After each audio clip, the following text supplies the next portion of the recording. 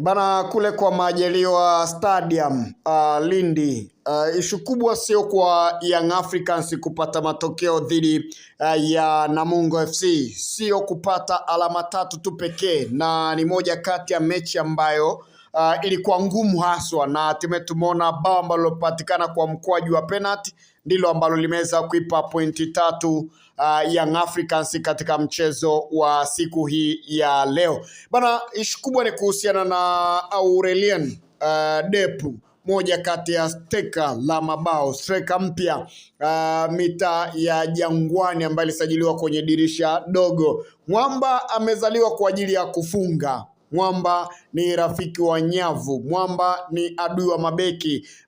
Mwamba kiukweli anajua kufunga haswa, na tokea amejiunga na Young Africans mpaka hivi sasa ameshafanikiwa kufunga mabao takribani 6, lakini pia na assist moja, yani akiwa tayari amehusika kwenye mabao takribani 7 mpaka hivi sasa tokea jiunge na wananchi Young Africans. Kwenye ligi kuu Tanzania bara tayari ameshaandika mabao 4 mpaka hivi sasa, lakini pia kunako michuano ya ligi ya mabingwa barani Afrika kufanikiwa pia kufunga.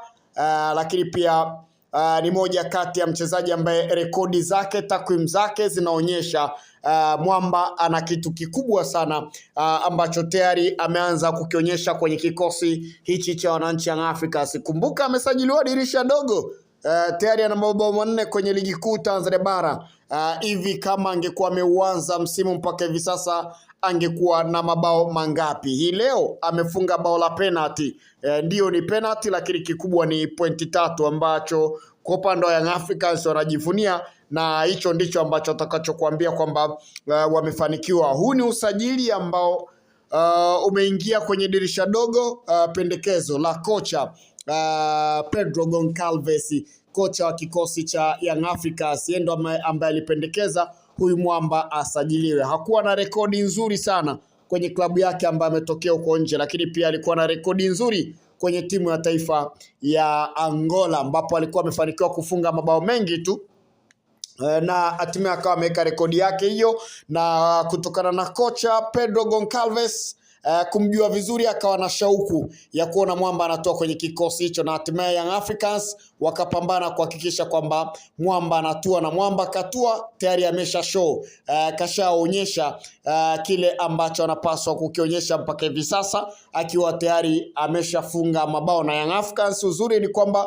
wanahitaji kuona mchezaji akifunga, teka la mabao likifunga, na hatimaye amefanikiwa kufunga mpaka hivi sasa. Huu ni usajili ambao unaonekana kuwa bora sana ndani ya kikosi Young Africans katika eneo la ushambuliaji, lakini pia anaweza akawasaidia Young Africans kwenye mechi nyingi zijazo, hususan pia kuelekea kwenye dabi ya Kariakoo. Simba wanapaswa kuwa makini sana na Aurelien Depu, moja kati ya teka ambalo liko mitaa ya Jangwani kwa hivi sasa. Utakuja kuona kwamba wananchi Young Africans walikuwa na tatizo la ushambuliaji kidogo, kutumia nafasi ambazo zilikuwa zinapatikana.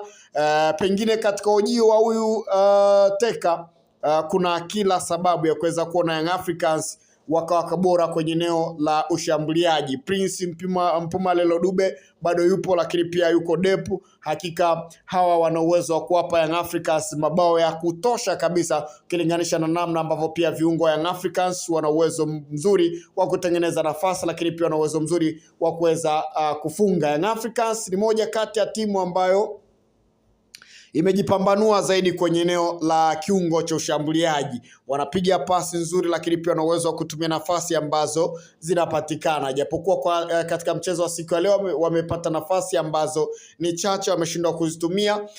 Tumeweza kuona namna ambavyo pia wamepata bao moja kwa mbinde. Wanakuambia kikubwa ni alama 3, na ndicho ambacho kimetokea pia kwa siku hii ya leo. Tusubiri kuweza kuona Aurelien Depu katika msimu wa mwaka 2025-26 atafikisha idadi gani ya mabao kwenye kikosi cha wananchi Young Africans. Kama ameanza hivi, basi tutegemee kumuona akiwa na idadi kubwa ya mabao. Kumbuka mpaka hivi sasa bado hakuna teka ambalo tayari limejitambulisha na kuona kwamba anafunga mabao mazuri na bora na mabao mengi kwa hivi sasa kwa msimu huu. Sasa labda pengine ili jina linaweza likaa pia moja kwa moja. Kumbuka msimu uliopita tuliweza kumshuhudia Jonathan Soa akiwa kwenye kikosi cha Singida Black Star. Alikuja nusu msimu mzunguko wa pili kwenye dirisha dogo akisajiliwa na hatimaye akaonyesha akafanikiwa kufunga mabao mengi. Je, huyu naye anaweza akafanya vile vile kama alivyofanya Jonathan Soa,